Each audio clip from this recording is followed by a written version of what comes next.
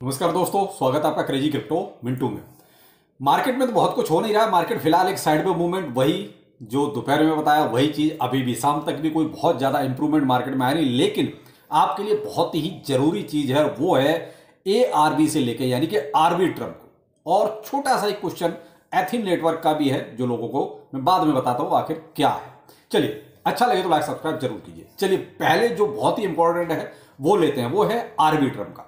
Arbitrum में देखिए लगभग 1.1 बिलियन टोकन जो है अनलॉक हो रहे हैं, जिनकी कीमत बनती है लगभग 2.2 बिलियन के आसपास। यानी इतनी बड़ी संख्या में टोकन का अनलॉक होना, ये पता है किसके बराबर बनता है? ये इसकी टोटल सर्कुलेटिंग सप्लाई जो आज की डेट में मार्केट में है उसके बराबर का अनलॉक है। और ये 16 मार्च तक का इनका हिसाब किताब है जो ये अनलॉक होगा। इतनी बड़ी संख्या में अनलॉक एक साथ करने का भाई देखिए थोड़ा सा यहां मामला गड़बड़ा सकता है, इसलिए कि भाई सर्कुलेटिंग सप्लाई के बराबर। अब मैं आपको अगर ये बताऊं इसके बारे में तो थोड़ा सा देखिए, हम आर्बिट्रम पे आ जाते हैं। यहां टोटल सप्लाई है 10 बिलियन की, यानी कि 10 बिलियन आर्बिट्रम। अब 10 बिलियन में से लगभग मैं CMC के अनुसार आपको बताता हूं 1.27 बिलियन जो है सर्कुलेशन में है अभी फिलहाल में। अब अनलॉक कितना हो रहा है? 1.1 बिलियन। तो वही आप मान लीजिए उसी के बराबर बराबर जो है, यानी कि जितना माल अभी है मार्केट में उतना ही मार्केट में और आ जाएगा। अब ये देखना पड़ेगा क्या ये सारा माल सेल होगा, 20% 30% सेल होगा, कितना होगा नहीं कह सकते अभी। क्यों?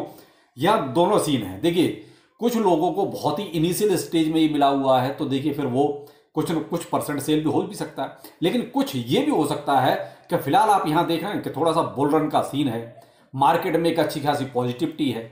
हाल्विंग का अपना जो है लगभग 50 से 51 दिन ही बचे हैं, तो यहां थोड़ा सा लोग हो सकता है वो कहते हैं कि अंदर लालच भी होता है, कहीं ना कहीं इंसानी प्रवृत्ति है ऐसी कि कहीं ना कहीं थोड़ा बहुत लालच भी होगा, तो उसकी वजह से हो सकता है कि वो होल्ड भी कर लें अनलॉक है कि वो क्या करने वाले हैं, क्या होगा आगे। लेकिन मेरा काम है आपको यह बताना कि आगे क्या हो रहा है आर्बिट्रम में, क्योंकि ये बहुत बड़ी न्यूज है ARB वालों के लिए। तो यहां थोड़ा सा आप जो है भाई सोच समझकर आर्बिट्रम में कोई भी एंट्री लें, क्योंकि देखिए मुझे तो जहां तक लगता है कि ये कम से कम नीचे तो जाएगा ही जाएगा, क्योंकि इतनी सप्लाई मार्केट में बेशक वो कहते हैं एक टेंशन क्रिएट करने के लिए ही काफी है कि भाई सर्कुलेटिंग सप्लाई के बराबर आप जो है अनलॉक कर रहे हैं।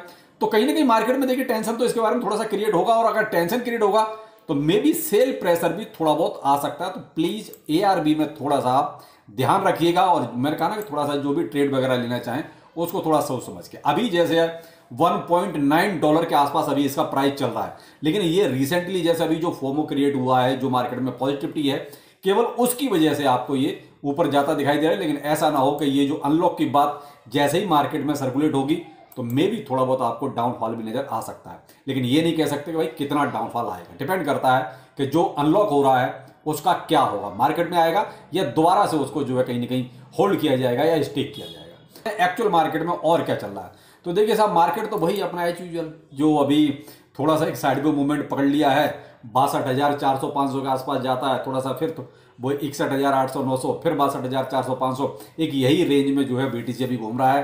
देखिए मार्केट में तो बहुत ज्यादा करने के लिए ऐसा कुछ है नहीं, इसीलिए जो है केवल एक आर्बिट्रम की ऐसी न्यूज थी जो आप तक पहुंचानी बहुत जरूरी थी। कुछ लोग सोलाना के बारे में पूछ रहे हैं, सर सोलाना में क्या करना चाहिए, क्योंकि सोलाना फिलहाल 134, 135, 136 डॉलर के आसपास जो है घूम रहा है।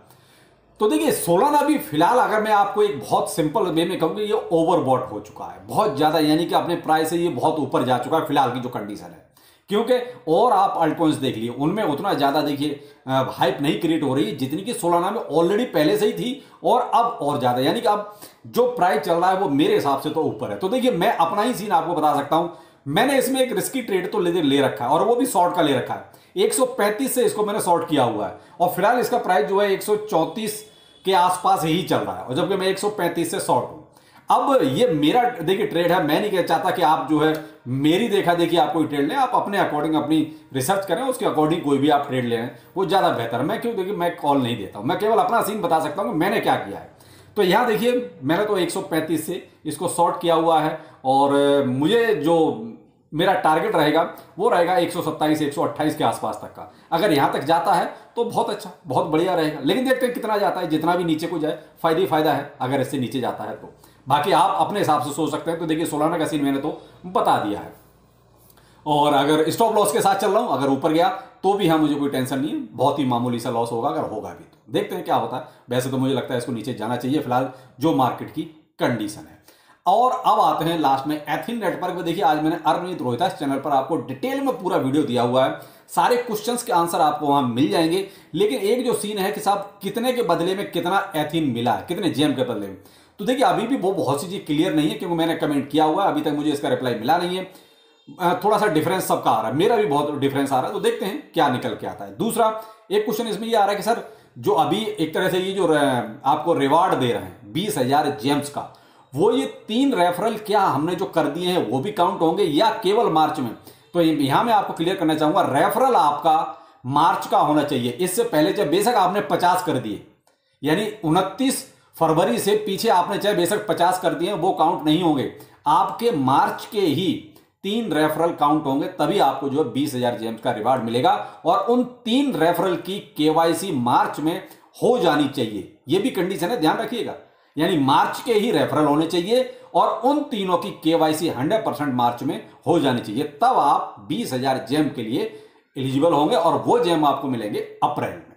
तो अब लगता है कि शायद आपको सारी चीजें क्लियर हो गई होंगी, और फिर भी अगर कोई डाउट है तो आप दोपहर का वीडियो अर्नविद रोहितास चैनल पर एथिन के बारे में डिटेल में देख सकते हैं। कल आपको दोपहर में एक और माइनिंग ऐप के बारे में बताएंगे, थोड़ा ठीक है, चाहो तो आप ज्वाइन कर सकते हो। वैसे उसका लिंक मैंने जो है ट्विटर और टेलीग्राम दोनों जगह पर शेयर कर दिया है, आप वहां से जाके अभी भी ज्वाइन कर सकते हो, लेकिन मैं वीडियो आपको कल दोपहर में दूंगा। तो चलिए फिर मिलते हैं, नमस्कार।